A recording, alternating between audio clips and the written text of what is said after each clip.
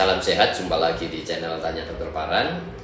Video kali ini saya akan menjawab pertanyaan dari Oni Octaviano di Tuban, Jawa Timur yang bertanya, "Dok, saya punya fistel di anus ya, atau perianal fistel ya. Setiap saya berobat kepada dokter dikatakan tidak apa-apa ya, dan tidak perlu operasi. Ini gimana ya?" Oni Octaviano sampai khawatir kok setiap ke dokter dibilang, "Oh, nggak apa-apa, tidak apa-apa ya." Sebelum saya menjawab, saya ingatkan teman-teman yang akan bertanya kepada saya, silahkan tulis di link Tanya Dokter Paran. Saya akan jawab dan upload di channel YouTube Tanya Dokter Paran. Bagi teman-teman yang mau mengikuti konsultasi langsung bersama saya, ikuti Insight with Dokter Paran setiap Rabu jam 10 pagi ya. Kembali kepada pertanyaan Oni Octaviano ya. Apakah fistel perlu dioperasi atau tidak ya? Sebaiknya dioperasi ya. Mengapa sebaiknya dioperasi ya? Kita tahu ya, namanya fistel itu suatu infeksi yang kemudian dia mencari jalan keluar dan terjadinya fistel. Penyebab fistel ada beberapa ya.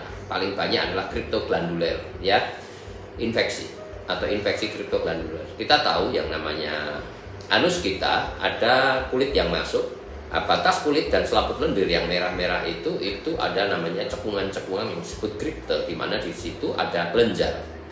Kelenjar ini bisa infeksi. Dan kita tahu bahwa kelenjar di daerah situ itu panjangnya bisa sampai ujungnya di antara otot klep dalam dan otot klep luar. Sehingga kalau dia infeksi di ujungnya, kemudian terjadi bisul, mencari jalan keluar dan pecah di kulit anus kita, maka tipe intersphincter, tipe fistel di antara klep dalam klep luar itulah yang paling banyak. Mengapa? Karena memang secara anatomis, secara strukturnya memang kelenjarnya itu memanjang, bisa sampai dari permukaan anus sampai masuk menembus otot klep dalam, kemudian berhenti di antara otot klep dalam dan otot klep luar di daerah sini ya. Jika kalau ini bisul, kemudian dia keluar ke kulit, maka tipe bisul atau fistel di antara otot klep dalam, otot klep luar ini yang paling banyak. Ya, yang pertama tadi penyebabnya kriptoglandular infeksi.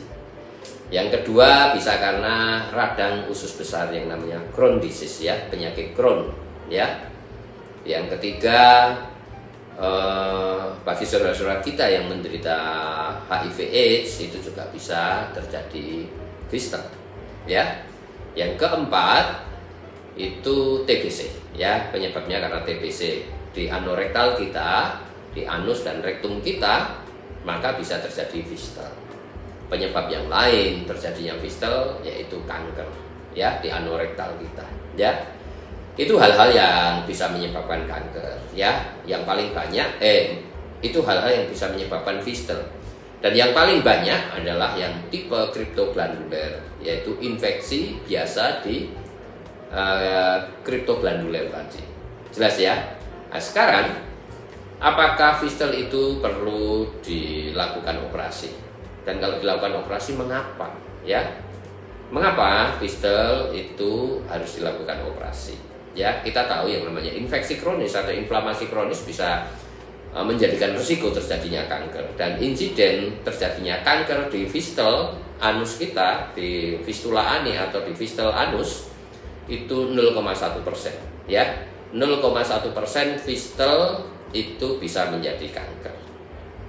Tetapi tentunya ada kriteria ya, ada 5 kriteria. Yang pertama, fistel akan menjadi kanker itu angkanya 0,1%.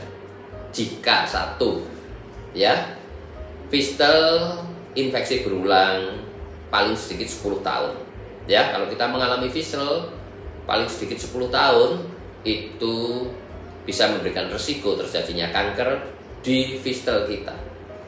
Yang kedua ya, terjadi nyeri yang hebat dan benjolan yang semakin besar di fistel kita. Itu tanda terjadinya kanker yang dimulai di fistel kita. Yang ketiga, biasanya fistel mengeluarkan cairan nanah ya. Itu tiba-tiba mengeluarkan cairannya bening, cairan lendir ya. Yang keempat, tidak didapatkan kanker di anus kita.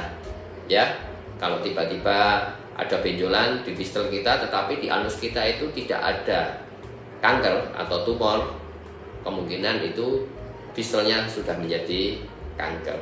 Ya, dan yang kelima, ketika kita periksa memang ada pembukaan dalam dari fistelnya. Ya, ini urusan dokter bedah yang terakhir ini ya.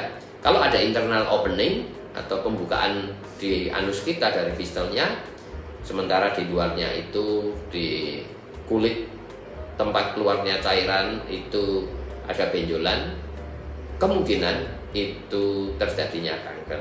Jadi Oni Oktaviano sebaiknya datang kepada dokter yang berkompeten, kemudian merencanakan untuk operasi.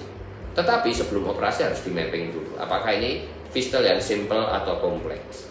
Untuk mapping, untuk pemetaan atau untuk penilaian bahwa ini fistelnya simple atau kompleks atau sederhana atau kompleks, itu paling baik adalah MRI.